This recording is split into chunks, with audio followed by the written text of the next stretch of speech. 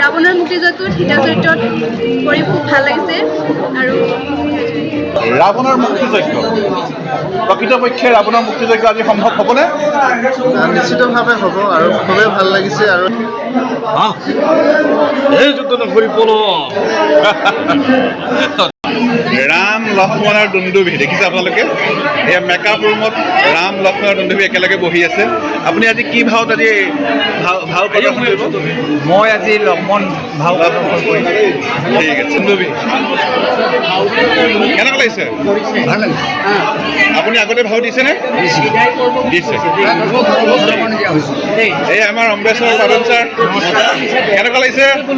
ভালেই লাগিছে।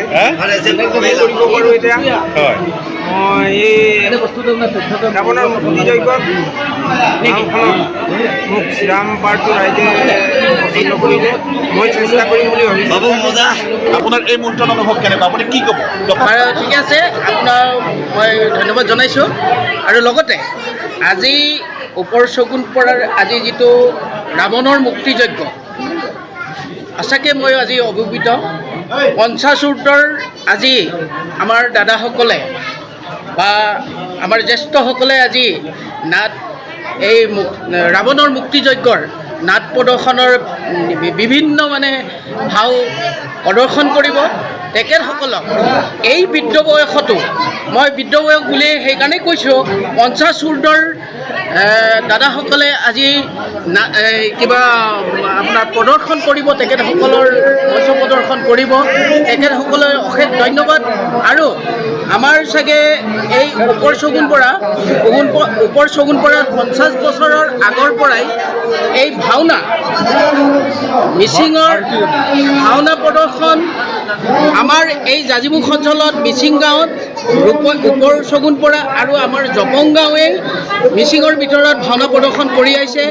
এইবাৰ মই আহিছোঁ এগৰাকী উদীয়মান কবি, নতুন প্ৰজন্মৰ এগৰাকী যুৱ বক্তা লগতে যুৱ কবি নয়ন লিগাঙো আহিছে সুদূৰ মাজুলীৰ পৰা। আজি ওপৰ সকলোৰ পৰা মিচিং গাঁৱলৈ আহি কেনেকুৱা লাগিছে? ইয়াত দেখা পাইছোঁ পঞ্চাশোৰ্ধৰ ব্যক্তিসকলে আজি আপোনাৰ ভাওনা প্ৰদৰ্শন কৰিব।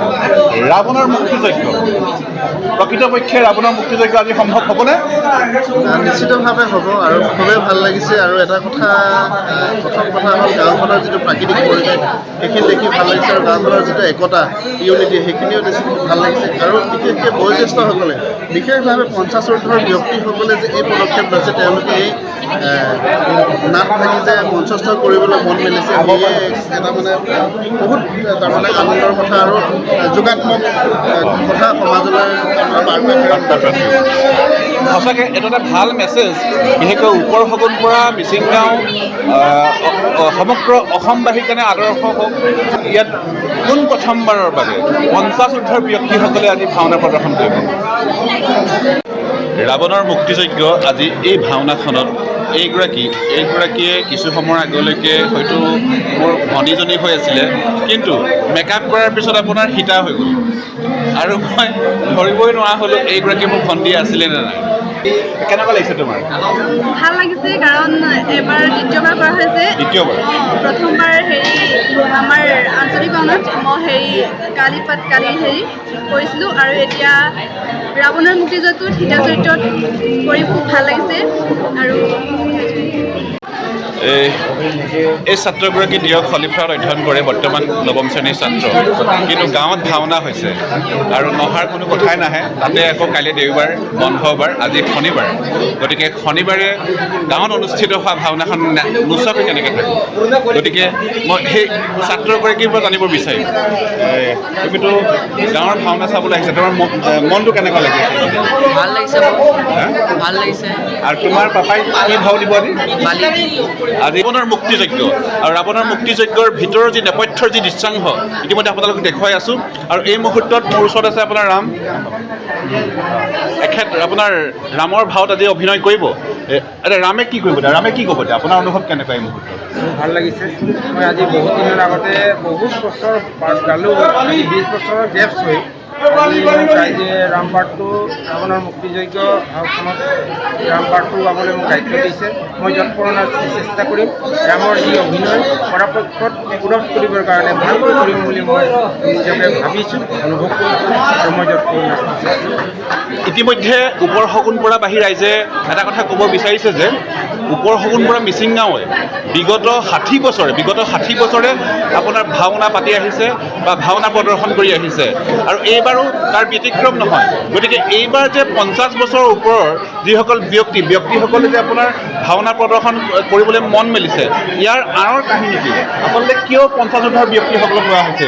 আমাৰ এইটো আছিলে আমাৰ পিছৰ জেনেৰেশ্যন যত আমাৰ বাৰ্ষিক যিটো কৰ্ম আছে ভাওনাত পাতি আহিছে, কিন্তু বাৰ্ষিক কৰ্মত আমি বিশেষকৈ এইবাৰ গৰাকৃষ্ণ কৰ্মৰ বাবে আমাৰ কৰিবৰ কাৰণে ৰাইজৰ যিটো গৰাকৃষ্ণ নাম প্ৰসংগ আছে অলপ বহল কৰিবৰ কাৰণে তাৰ উপলক্ষে আমাক ৰাইজে আপোনালোকে